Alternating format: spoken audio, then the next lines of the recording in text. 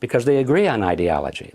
What they're fighting over is dominance. Who is going to rule? That's all they're fighting over.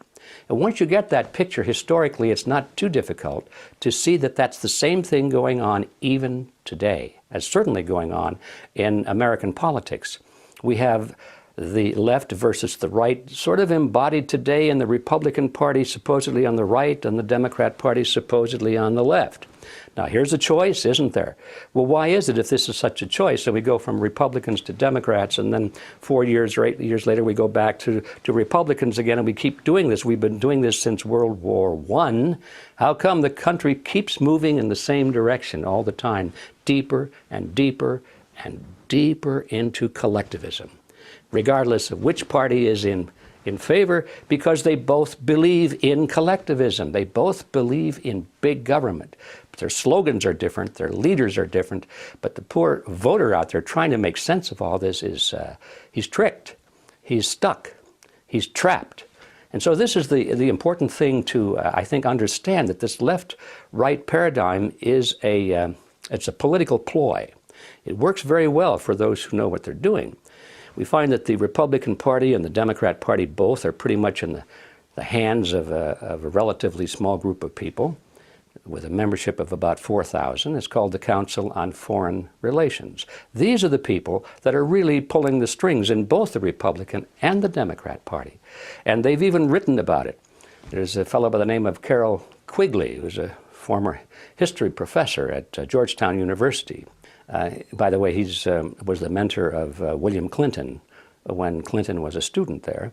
And he wrote several books about this group of people and their origins and their roots coming from Europe and England in particular. And he comes to a very interesting point in one of his books where he says, okay, this is the way the real world is. He said, how is it that we collectivists, we elitists, how can we rule the world when at the same time we want to let the average person think that they're living in a, quote, democracy.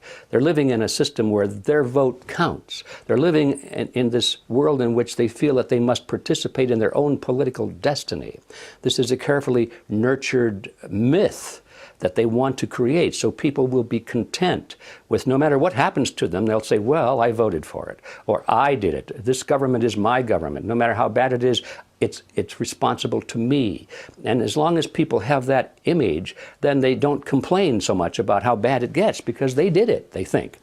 So Quigley deals with this question: how do you let people think that they're directing their own political destiny when at the same time we, the elite, we are the ones who must direct their political destiny without them knowing it? How do you do that?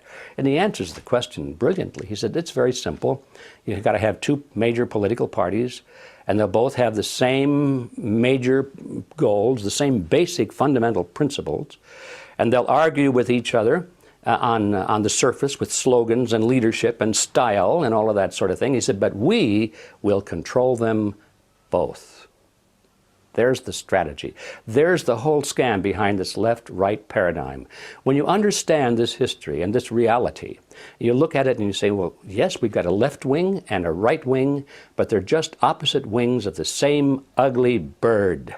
And that bird is called collectivism. So how does that apply to the Tea Party movement that we see